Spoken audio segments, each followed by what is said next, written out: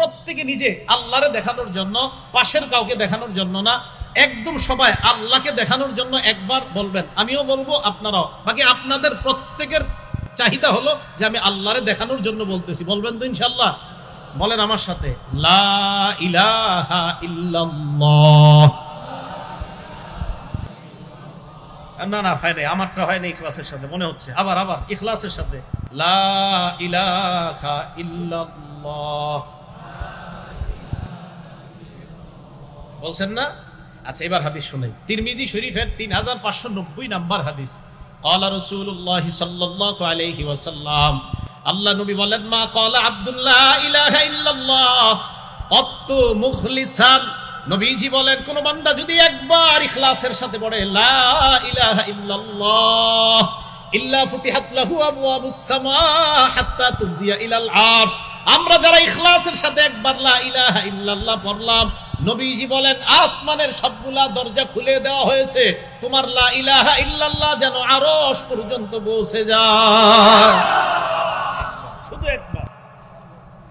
রাত্রি 3টার দিকে ঘুম ভেঙে গেছে, বিবি ঘুমায়, ছেলে মেয়ে সবগুলা ঘুমাইতেছে, হাদিস মনে পড়ে গেছে কি, যে রাসূল না বলছে একবার ইখলাসের সাথে লা ইলাহা ইল্লাল্লাহ পড়লে আসমানের সব দরজা খুলে। তো রাত 3টার দিকে হঠাৎ ঘুম ভাঙছে, ইখলাসের সাথে পড়েন লা ইলাহা ইল্লাল্লাহ। দুনিয়ার মানুষ জানেও না, আশরাফপুরের গ্রামবাসী জানেও না আপনি যে রাত 3টায় আসমানের সব দরজা খুলে ফেলছেন। জিকিরের মাধ্যমে জিহ্বাটা তরুতাজা রাখেন। এবার আমার সাথে 3টা বাক্য বলবেন। বলেন, আল্লাহু আকবার কাবীরা, আলহামদুলিল্লাহি হামদান কাসীরা, সুবহানাল্লাহি বুকরাতাও ওয়া আসীলা। বলছেন তো সবাই? এবার হাদিস শুনেন। তিরমিজি শরীফের 3592 নাম্বার হাদিস। ক্বালা রাসূলুল্লাহ সাল্লাল্লাহু আলাইহি ওয়াসাল্লাম, নবীজির সাহাবা আব্দুল্লাহ ইবনে ওমর বলেন, বাইনামা নাহনু নুসাল্লি মা রাসূলিল্লাহি সাল্লাল্লাহু আলাইহি ওয়াসাল্লাম, একবার আমরা আল্লাহর নবীর সাথে নামাজ আদায় করতেছিলাম। ফাকালা রাজুলুম মিনাল কওম, আল্লাহু আকবার কাবীরা ওয়ালহামদুলিল্লাহি হামদান কাসীরা ওয়া সুবহানাল্লাহি বুকরাতাও ওয়া আসীলা। এক ব্যক্তি বলে উঠল, আল্লাহ একমাত্র বড়, সমস্ত প্রশংসা আল্লাহর, সকাল সন্ধ্যা তাসবিহ পাঠ করি আল্লাহর। এগুলো হলো অর্থ। নবীজি বললেন, মানিল কাইলু কালিমাতান কাজা ওয়া কাজা। আচ্ছা, এই কথাগুলো কে বলছে মাত্র? এক সাহাবা বললেন, আনা ইয়া রাসূলুল্লাহ, হুজুর আমি বলছি। নবীজি বললেন, আজিবতু লাহা, তুমি যেই বাক্যগুলো বললা, তোমার বাক্য শুনে আমি নবী আশ্চর্য হয়ে গেলাম। কেন আশ্চর্য হইলাম জানোনি? তুমি 3 বাক্য বললা, আমি তাকায় দেখলাম ফুতিহাত লাহা আবওয়াবুস সামা, তোমার এই 3 বাক্য আরো সে পৌঁছার জন্য আল্লাহর আসমানের সবগুলা দরজা খুলে দেওয়া হয়েছে। সময়গুলা কাজে লাগান, গীবত শেখায়ত করেন না। চা স্টলের সামনে বৈশা অমুকে কি করলো, তমুকে কি করলো, এই গীবত না করে, এই গীবত শেখায়ত না করে, এই জিহ্বাটা জিকিরের মাধ্যমে তরুতাজা রাখেন। এই জিহ্বাটা সবসময় জিকির জারি রাখেন। আল্লাহ তৌফিক দান করেন। তাহলে ইমানদারের 1 নাম্বার পরিচয়, যাদের সামনে জিকির করা হলে অন্তর কেঁপে ওঠে। এই জিকিরের অনেকগুলা ফাজাইল জানলাম। 2 নাম্বার, আমরা কেন করব? আল্লাহর হুকুম। 3 নাম্বার, জিকির করলে লাভ কি? আপনি যে জিকির করবেন, জিকির করলে লাভ, আমার সাথে বাংলা বলবেন। বলেন, অশান্ত হৃদয় প্রশান্ত হয়ে যায়। বলেন, অশান্ত হৃদয় প্রশান্ত হয়ে যায়। দলিল সূরা রাদ আয়াত নাম্বার 28। আল্লাহ বলেন, আল্লাযীনা আমানু, আউযু বিল্লাহি মিনাশ শাইতানির রাজীম। আল্লাহ বলেন, আল্লাযীনা আমানু ওয়া তাতমাইন্নু কুলুবুহুম বিযিকরিল্লাহ, আলা বিযিকরিল্লাহি তাতমাইন্নুল কুলুব। আল্লাহ বলে, শোনো, তোমরা জিকিরের মাধ্যমে হৃদয় প্রশান্ত হয়ে যায়। তাহলে অশান্ত হৃদয় প্রশান্ত হয় জিকিরের মাধ্যমে। আলেমরা ছাড়া অন্যরা একটু বলবেন, বলেন তো জিকিরের মাধ্যমে কি হয়? অশান্ত হৃদয় প্রশান্ত হয়ে যায়। মাশাআল্লাহ, জিকিরের মাধ্যমে কি হয়? অশান্ত হৃদয় প্রশান্ত। এখন কথা, হুজুর অশান্ত হৃদয় প্রশান্ত হইলে কি লাভ? প্রথমে জিকিরের ফজিলত জানলাম, এরপরে জানলাম জিকির কেন করব। 3 নাম্বার জানলাম জিকিরের কারণে অশান্ত হৃদয় প্রশান্ত হয়। 4 নাম্বার, অশান্ত হৃদয় প্রশান্ত হইলে কি লাভ? উত্তর, মরণের সময় ফেরেশতা ওই প্রশান্ত হৃদয় ওয়ালাকে জান্নাতের দিকে স্বাগত জানাইতে জানাইতে নিয়ে যাবে। দলিল সূরা ফাজরের 27 থেকে 30 নাম্বার আয়াত। আল্লাহ বলেন, আউযু বিল্লাহি মিনাশ শাইতানির রাজীম ইয়া আইয়াতুহান নাফসুল মুতমাইন্না, হে প্রশান্ত নফসের অধিকারী, প্রশান্ত হৃদয়ের অধিকারী বান্দা, ইরজিই ইলা রাব্বিকি রাদিয়াতাম মারদিয়া, তুমি তোমার রবের দিকে প্রত্যাবর্তন করো সন্তুষ্ট চিত্তে এবং সন্তোষ ভাজন হয়ে। এমন অবস্থায় তুমি আল্লাহর দিকে রওনা হও, তুমি আল্লাহর প্রতি সন্তুষ্ট, আল্লাহ তোমার প্রতি সন্তুষ্ট। তোমার প্রতি আল্লাহ সন্তুষ্ট, আল্লাহ তোমার প্রতি সন্তুষ্ট। তাহলে রাসূল আকরাম সাল্লাল্লাহু আলাইহি ওয়াসাল্লাম ওনার এক সাহাবার সাথে বসা, আবু বকর সিদ্দিক রাদিয়াল্লাহু তাআলা আনহুর সাথে বসা। আচ্ছা, আগে আয়াতটা শুনেন যে আল্লাহ তোমার প্রতি সন্তুষ্ট, তুমিও আল্লাহর প্রতি সন্তুষ্ট, এমন অবস্থায় রওনা করলা। এরপরে কয় ফাদখুলি ফি ইবাদি, আমার বান্দাদের অন্তর্ভুক্ত হও, ওয়াদখুলি জান্নাতি, এবং জান্নাতে প্রবেশ করো। এখন দেখেন এই আয়াতের ব্যাপারে একটা হাদিস শোনাবনি।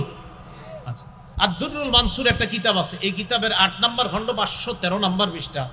عن سعيد بن جبير رضي الله تعالى عنه قال قرأت عند النبي صلى الله عليه وسلم يا أيتها النفس المطمئنة, আমি আল্লাহর নবীর সামনে সূরা ফাজরের 27 থেকে 30 নম্বর আয়াত পর্যন্ত তেলাওয়াত করলাম। আবু বকর সিদ্দিক নবীর পাশে বসা। আবু বকর সিদ্দিক রাদিয়াল্লাহু তাআলা আনহু বললেন, ইন্না হাযা হাসান, এটা তো অনেক চমৎকার কথা। আল্লাহ নবী আবু বকরের দিকে তাকায় বললেন, আবু বকর, আলা ইন্নাল মালাকা সায়াকুলু লাকা ইনদাল মাউত, হে আবু বকর, এই কথাগুলা ফেরেশতা তোমার মরণের সময় তোমাকে বলতে বলতে দুনিয়া থেকে নিয়ে যাবে। আবু বকর, আমার আশা ফেরেশতা তোমাকে এই আয়াতগুলো বলতে বলতে নিয়ে যাবে। আব্দুল্লাহ ইবনে আব্বাস রাদিয়াল্লাহু তাআলা আনহুমা, নবীর সাহাবা, উনি যখন মারা যায়, সিয়ারু আলামিন নুবালা কিতাবের নাম 3 নম্বর খণ্ড 358 নম্বর পৃষ্ঠা, মাতা ইবনে আব্বাস রাদিয়াল্লাহু তাআলা আনহুমা বিত-তায়েফ, আব্দুল্লাহ ইবনে আব্বাস তায়েফে মারা গেছে রাদিয়াল্লাহু আনহুমা। মারা যাওয়ার পর যা আতাইরুন লাম ইউরা আলা খিলকাতিহি, একটা পাখি আসছে, এই জাতীয় পাখি আগে কখনো দুনিয়াতে দেখা যায়নি।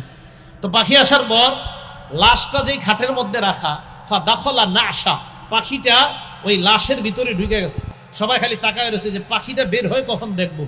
পাখি আর বের হয় না, জানাজা হয়ে গেছে, লাশ দাফন হয়ে গেছে, মাটি দেওয়া হয়ে গেছে, পাখি বের হয় না। লাম ইউরা খারিজা মিনহু, পাখি বের হতে দেখা যায় না। তো সাহাবারা বলে, আমরা যখন কবরের পাশে দাঁড়াই রয়েছি, হঠাৎ একটা আওয়াজ শুনতেছি, কে যেন সূরা ফজরের 27 থেকে 30 নম্বর আয়াত তেলাওয়াত করতেছে। এখন শুনেন কি, লাম ইউরা মান তালা হাদিহিল আয়াত, আয়াত শুনতেছি, চারদিকে তাকাইতেছি, কিন্তু কাউকে দেখা যাচ্ছে না আয়াত কে তেলাওয়াত করে। এই জন্য আমার আপনার মরণটা যদি এমন হইতো যে মরণের সময় ফেরেশতা আমার আপনার কানে কানে বলে বলে নিয়ে যাচ্ছে, হে প্রশান্ত হৃদয়, চলো চলো রবের দিকে চলো, তিনিও সন্তুষ্ট তোমার প্রতি, তুমিও সন্তুষ্ট। আল্লাহ আমাদের সকলকে এই প্রশান্ত হৃদয়ওয়ালা মুমিন হওয়ার তৌফিক দান করেন। আল ওয়াবিল কিতাবের নাম, এই কিতাবের 71 নম্বর পৃষ্ঠা ইবনে তাইমিয়া রাহমাতুল্লাহ আলাইহির ছাত্র ইবনে কাইয়িম রাহমাতুল্লাহ আলাইহি লেখেন যে ইবনে তাইমিয়া রাহমাতুল্লাহ আলাইহি বলেন, বিসমিল্লাহ, আয-যিকরু লিল কলব মিসলুল মাই লিস সামাক, মাছের জন্য পানি যেমন জরুরি, অন্তরের জন্য জিকির তেমন জরুরি। ইবনে তাইমিয়া বলে, দুনিয়ার মানুষ শুনো, কাইফা ইয়াকুনু হালুস সামাক ইযা ফাকাদাল মা, পানি যদি শুকিয়ে যায় তাহলে বলো তো দুনিয়ার মাছগুলোর কি অবস্থা হবে? বলেন আপনারা, নদীর, সমুদ্রের, পুকুরের পানি শুকিয়ে গেলে মাছ বাঁচবে না মরবে? জিকির না থাকলে অন্তর মরে যাবে। তাই জিকির যত বেশি হবে অন্তর তত জিন্দা হয়ে যাবে। আল্লাহ পাক বেশি বেশি জিকির করার তৌফিক দান করেন। তাহলে 1 নাম্বার ইমানদারের পরিচয়, যার সামনে জিকির করা হলে ওই ব্যক্তির অন্তর প্রকম্পিত হয়ে যায়। আল্লাহ জিকিরকারী বান্দাদের অন্তর্ভুক্ত হওয়ার তৌফিক দান করেন। 2 নাম্বার, ওয়াইদা তুলিয়াত আলাইহিম আয়াতুহু যাদাতহুম ঈমানা, যাদের সামনে কোরআন তেলাওয়াত করা হলে ওই কোরআন তেলাওয়াত তাদের ঈমান বৃদ্ধি করে দেয়। কোরআন তেলাওয়াত করেননি আপনারা? হ্যাঁ, দেখছেন জি এর আওয়াজ কত ছোট। কোরআন তেলাওয়াত করেন তো হুজুররা কইছি জি, এরা তো করেই, এরা তো নামাজে নামাজে করে। আপনারা 21 পারা শুরু পৃষ্ঠা, উতলুমা উহিয়া ইলাইকা মিনাল কিতাব, তেলাওয়াত করেন, আপনি তেলাওয়াত করেন। বুখারী শরীফের 5427 নম্বর হাদিস, ক্বালা রাসূলুল্লাহ সাল্লাল্লাহু আলাইহি ওয়াসাল্লাম, আল্লাহ নবী বলেন, মাসালুল মুমিনিল্লাযী ইয়াকরাউল কুরআন, যে ইমানদার কোরআন পড়ে কামাসালিল উত্রুজ্জা, ওই ইমানদারের দৃষ্টান্ত হলো কমলা লেবুর মতো। কার মতো?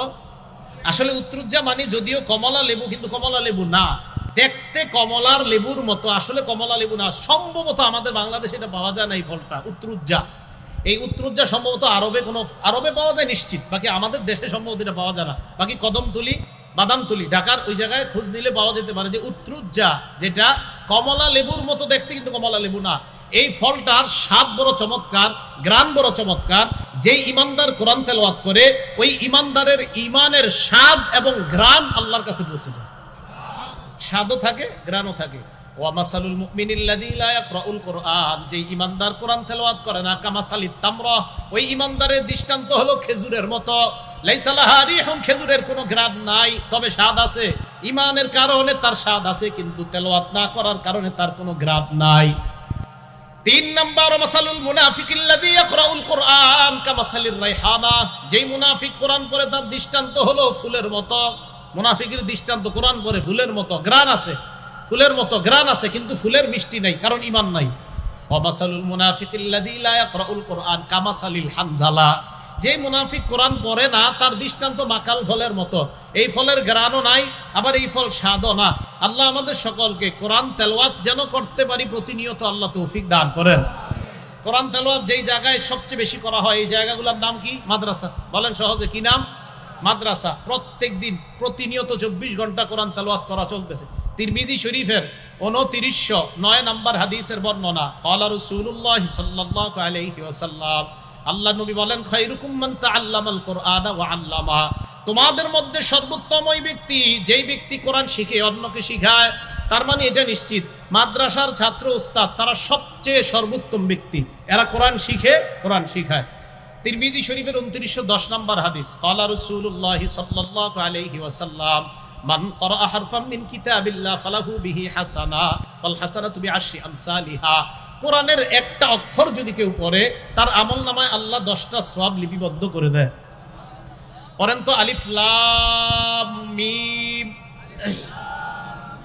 রাসূল আকরাম সাল্লাল্লাহু আলাইহি সাল্লাম বলেন, আমি বলি না যে আলিফ লাম মিম একটা হরফ, ওয়ালাকিন আলিফুন হরফুন, আলিফ একটা হরফ, ওয়ালামুন হরফুন, লাম একটা হরফ, ওয়া মিমুন হরফুন, মিম একটা হরফ। আলিফ লাম মিম যারা পড়লাম, আমাদের আমলনামায় আল্লাহ 30টা সওয়াব লিপিবদ্ধ করে দিয়েছেন। কোরআন পড়া যেই জায়গায় হয়, এটার নাম মাদ্রাসা। মাদ্রাসায় পড়া হয় লেখা পড়া। বলেন তো কি করা হয়? লেখা পড়া। জানেন, আমি যখন দুনিয়ার গবেষণা করি, দুনিয়ার সৃষ্টি নিয়ে, বড় আশ্চর্য হয়ে যাই। আবু দাউদ শরীফের 4700 নম্বর হাদিস, এই হাদিসের মধ্যে আসছে, ইন্না আউওয়ালা মা খালাকাল্লাহুল খালকা আল কলম, আল্লাহ সর্বপ্রথম যে জিনিসটা বানাইছে এটা হলো কলম। কি বানাইছে?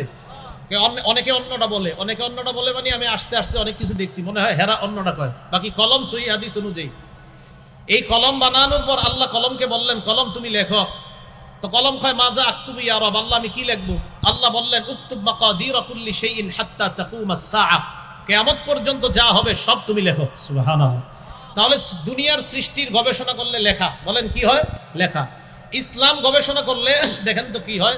নবীজি সাল্লাল্লাহু আলাইহি সাল্লাম হেরা পর্বতে বসা, বুখারী শরীফের 3 নম্বর হাদিস, জিবরিল আমিন নবীজির কাছে আসার পর নবীকে সর্বপ্রথম বললেন, ইকরা ইয়া মুহাম্মদ, আপনি পড়েন হে মুহাম্মদ সাল্লাল্লাহু আলাইহি সাল্লাম। বলেন, ইসলামের সর্বপ্রথম শব্দ পড়া। বলেন কি? দুনিয়ার সর্বপ্রথম শব্দ লেখা। ইসলামের গবেষণা করলে সর্বপ্রথম শব্দ পড়া, দুইটা মিলাইলে হয় লেখাপড়া। তাহলে লেখাপড়া, ধর্মীয় শিক্ষা যেই জায়গায় হয়, এটা হলো মাদ্রাসা। বলেন, এটার নাম কি? মাদ্রাসা।